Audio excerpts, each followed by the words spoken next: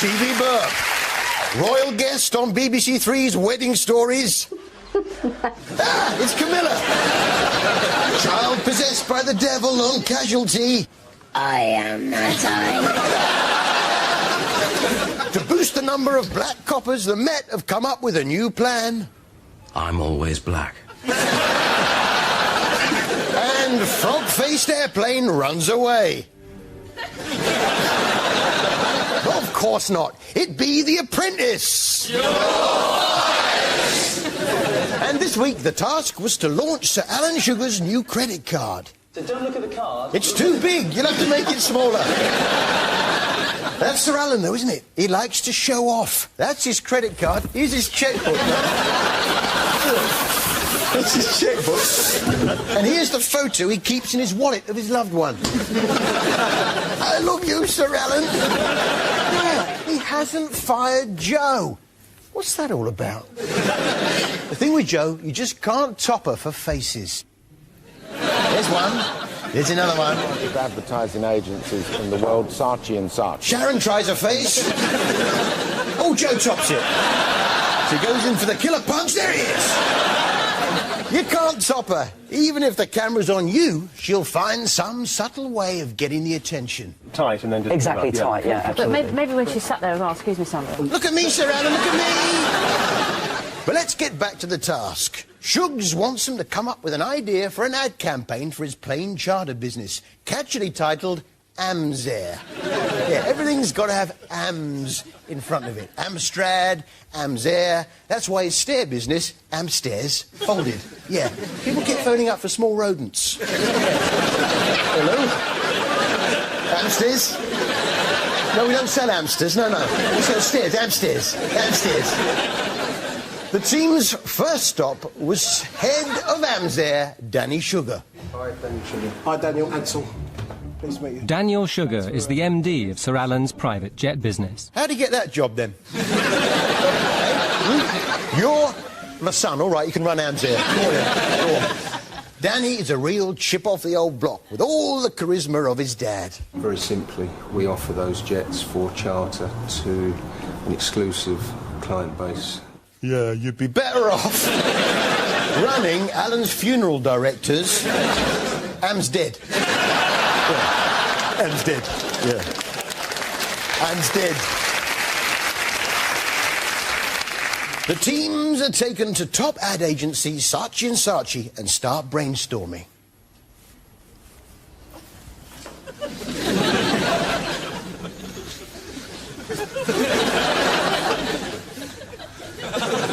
Yeah, well, someone must have an idea. Try a little blue sky thinking. How about you, Saeed? Golf course, an actual jet on the golf course, wrapped around in this sort of colours. Actual jet on the golf course with this on the bottom, you know. How about an actual jet on a golf course with the A-team running about playing golf? Hey? How about Camilla Parker Bowles dancing a jig whilst Barry Manilow milks a sheep for its cheese? Get real. What about the other team? The other half of Ruth's team have been told to make the concierge idea work for the billboard poster. Now, to me, that looks like a polar bear being poked in the eye by a stick man. Actually, that's a better idea than Saeed's. Once they've settled on an idea, the next job is to cast the advert. And the talent around in the acting department was awesome. Hi there, you all right? Hi there. Yeah. Say, can I meet you in 4 hours or something? Or can I have the jet in 4 hours, but it'd be as if you're in a rush, you're quite frantic. Can I have the jet in 4 hours, please? Who got her ready? Every now and then, you meet an actor who's just perfect for a role. Who is the human embodiment of Amsair? They found that in little-known actor Jazz Beer. So you're going to be about here. An actor called Jazz Beer is the star. The team have decided to call him Max. We're just trying to land the shots now, Max. So, let's see some of his work. This is his first scene. He has to look at his watch and then walk as the plane comes over. Michelle and Saeed look at the rush. Not yet, Jazz Beer, not yet. Not yet, Jazz Beer. Not yet, Jazz Beer. Now, Jazz Beer, now! Pure gold. Unfortunately, the scenes of Jazzbeer on the plane make him look like he's enjoying himself a little too much, if you know what I mean. No hidden charges, no commitment to flying. Dirty boy! See, I'd like to see Jazzbeer in some of the other shows, like EastEnders. She's gone off with that Naomi. Naomi, would you... Yeah, and you can tell her from me to keep her grubby little Jackson face away from my boy.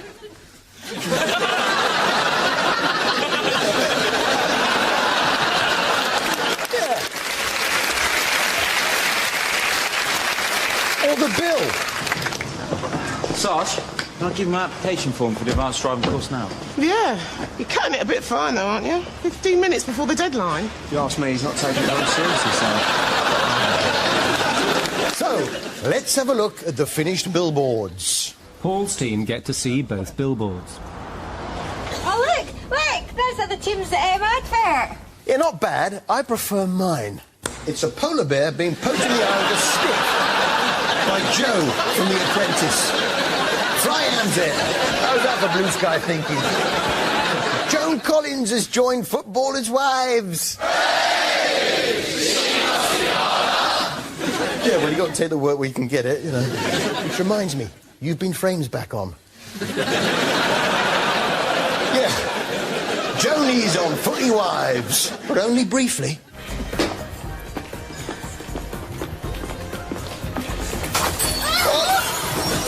She went straight from there to Casualty for a new hit.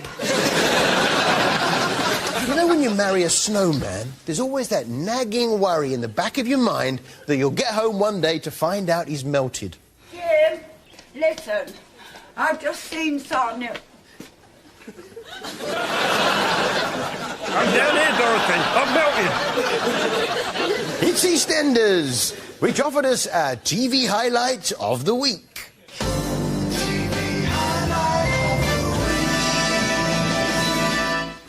Oh.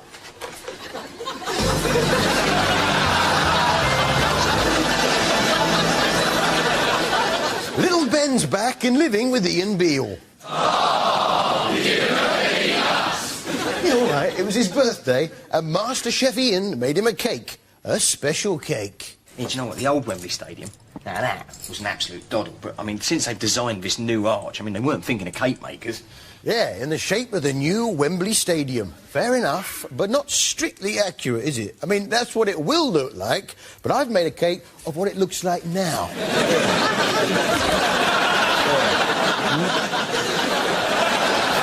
Don't worry, it'll be ready by 2012. It had better be. Chico's got it booked for a concert.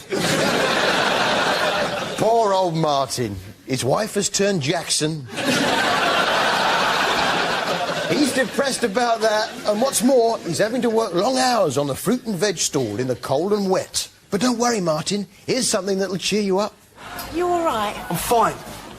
Right, listen, I'm going to go and make you a nice corned beef salad for your lunch, all right? No joy! Yes, the corned beef salad. It's like Prozac on a plate. That'll have him dancing a jig in no time. Now, if you're trying to have a private conversation, you need exactly that. A bit of privacy. Just listen a minute. Last night in house... Oh, we can't talk here. Quick. Try 18 inches to the left. Much more private. That's one way of doing it. Here's a more direct approach on Casualty. It was such a private conversation, they didn't even want the viewers to hear it. How did it happen? Was I pregnant or not? Well, there are various explanations. The most common, and even that is very rare. Oh, I was watching that. Nurse Ellen's pregnancy turned out to be not all it was cracked up to be. What's wrong? I'll get the doctor. Look, I've got a right to know if there's something wrong. Where's my baby? I'll get the doctor. Where's my baby? She's giving birth to a pair of pants. I tell you what, though, it's been a great season for lighting rigs falling on your head. This week there was one on Casualty.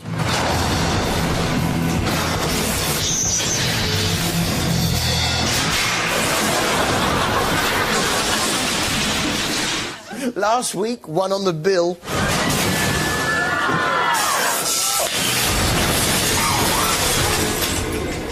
See, that never happened in the old days, the days of the royal.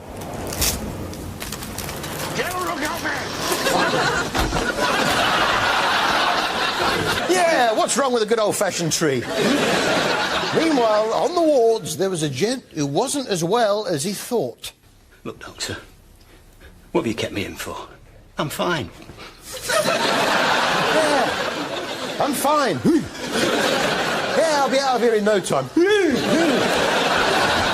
Dog Borstal now, in which naughty dogs are given a short, sharp shock to get them back on the straight and narrow. Better a naughty dog than a dirty one. We were introduced to Billie Jean and her brown Labrador Fudge, who's a little overweight but not enough to qualify for fat pets. I bought lots of sweets for Fudge, not for me. Love Hearts are his favourite at the moment, with the refreshers and marshmallows.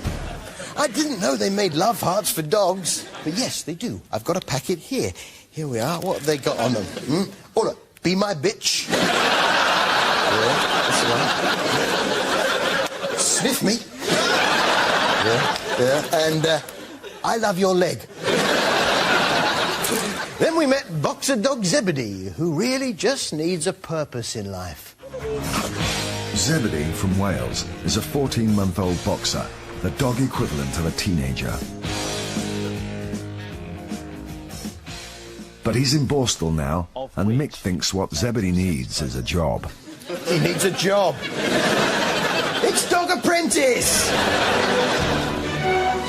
This is not a game. This is a 12-week job interview. It's a dog-eat-dog situation.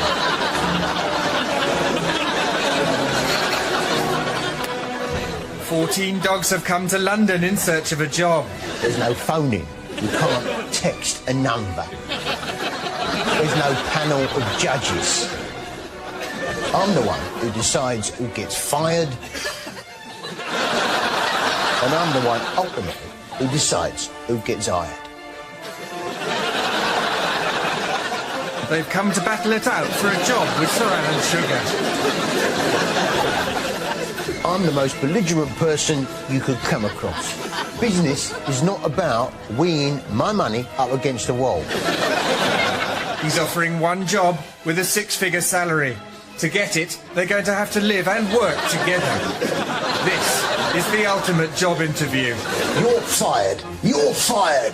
You're a lightweight. You're fired. I'm only kidding. Come on, come here. Come on. Come here.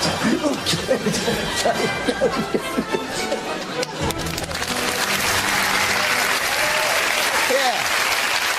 Dog Apprentice.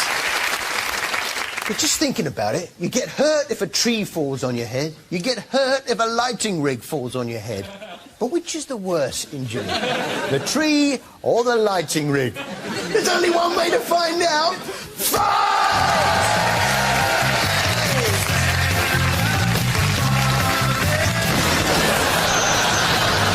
See you after the break.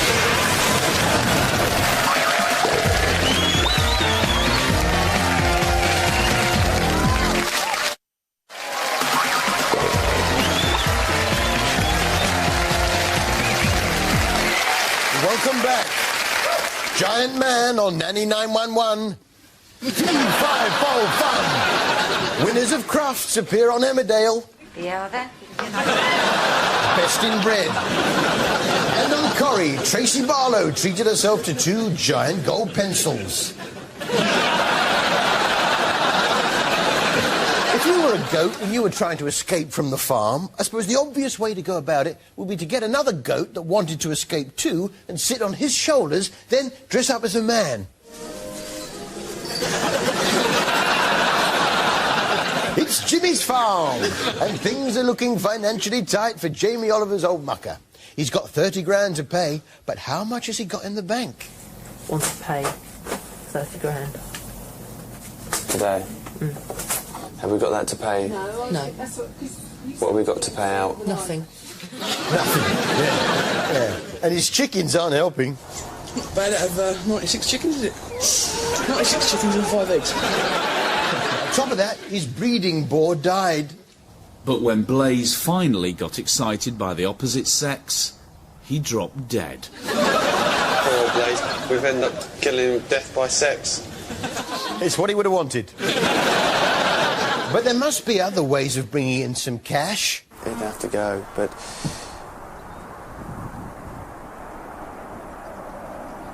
At the end of the day, we're not a zoo, are we?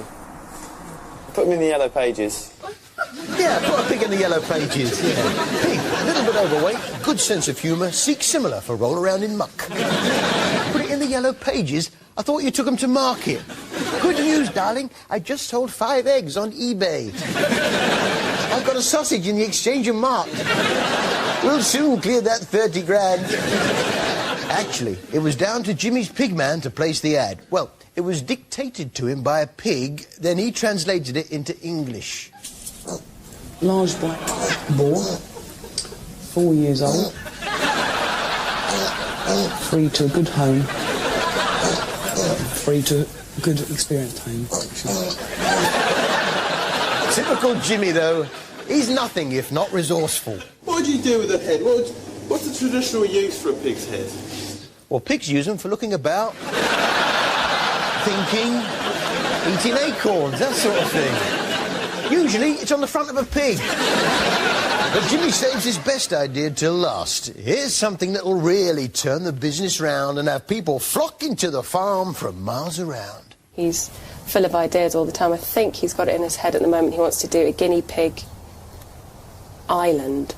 Guinea pig island. He built it, yeah, guinea pig island. Let's have a look at it. I know what you're thinking. You're thinking, I can't see any guinea pigs on the island. That's because, unfortunately, in Jimmy's own style, he built the island just a little too near Ravenous Cat Mountain. Just his rotten luck. Which brings us to a new item, longest pig wee-wee of the week. Longest pig wee-wee of the week. Unless anybody has to. No obvious swellings. No.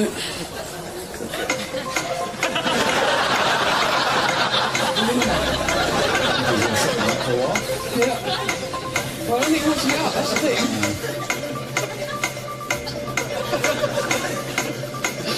Being from Britain, mate.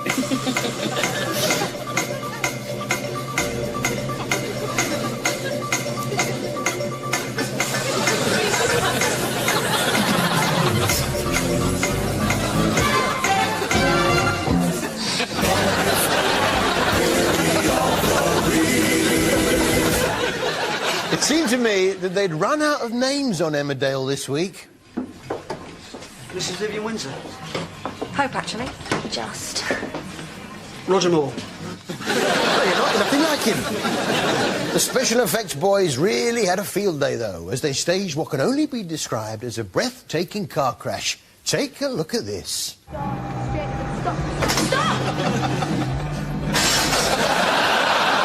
Let's see that again in slow motion.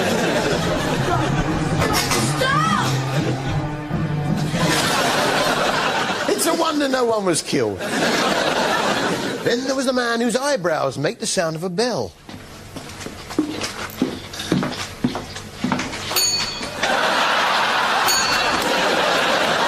And now it's time for my favourite psychic, Derek Acorah of Derek Acorah's Ghost Towns. First up, they were in Halifax, and Derek was in a good mood. Dance! Dance!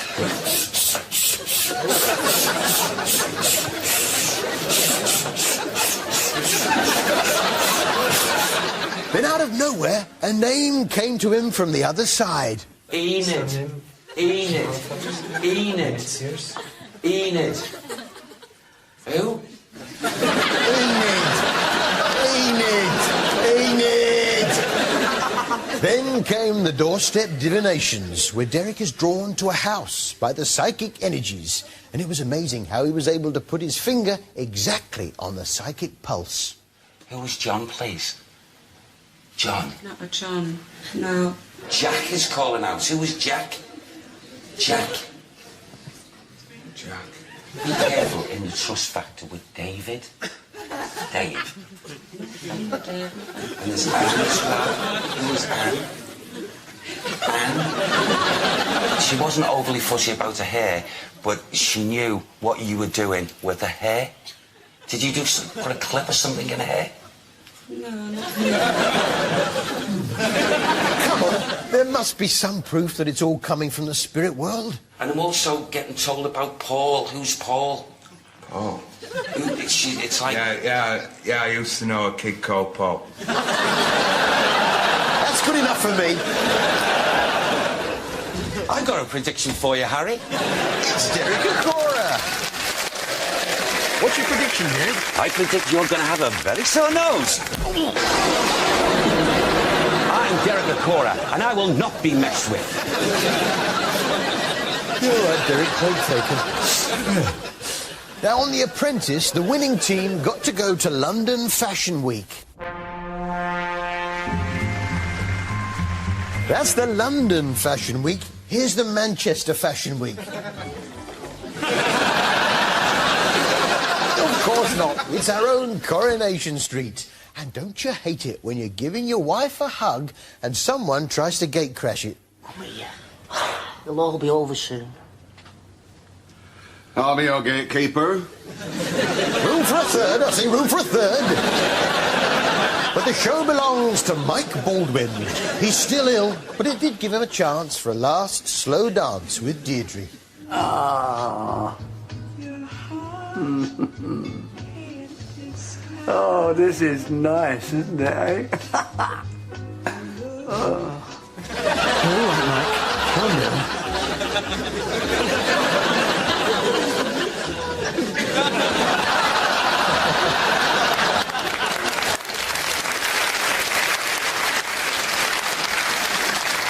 Meanwhile, Audrey was thinking of jacking in the hairdressers and retiring, and I think she'd be doing herself a favour, judging by Liz's hairdo. Oh, look at that face. Even more gorgeous than I remembered. I've missed you. And look at that hair, eh? That is... rubbish!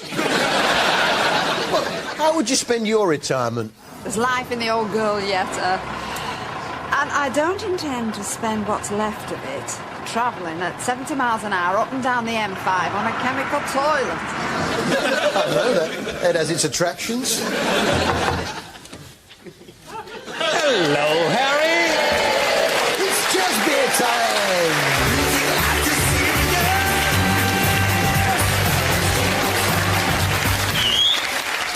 time. It's time for your big meeting, Harry.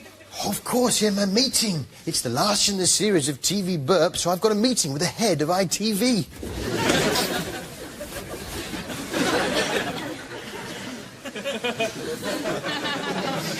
You wanted to see me, sir? I have not worked it out yet. I'm not seeing where you've contributed. Well, I don't know what you were doing. Can you tell me what you were physically actually doing?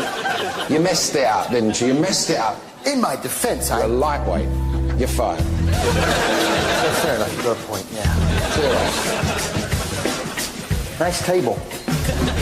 Cheeky bastard.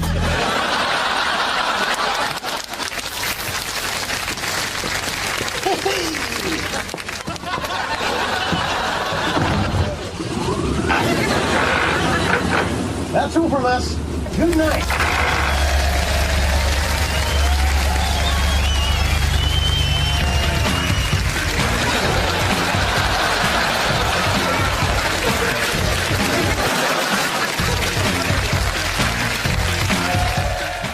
It's a journey past pits of boiling lava and deadly caverns of ice. Our animated movie premiere, Ice Age, is in 10 minutes. But just before that, there's an exclusive peek behind the scenes of Ice Age 2. So meet Manny the Woolly Mammoth, Sid the Sloth, and this guy, Diego the Saber-toothed Tiger, next.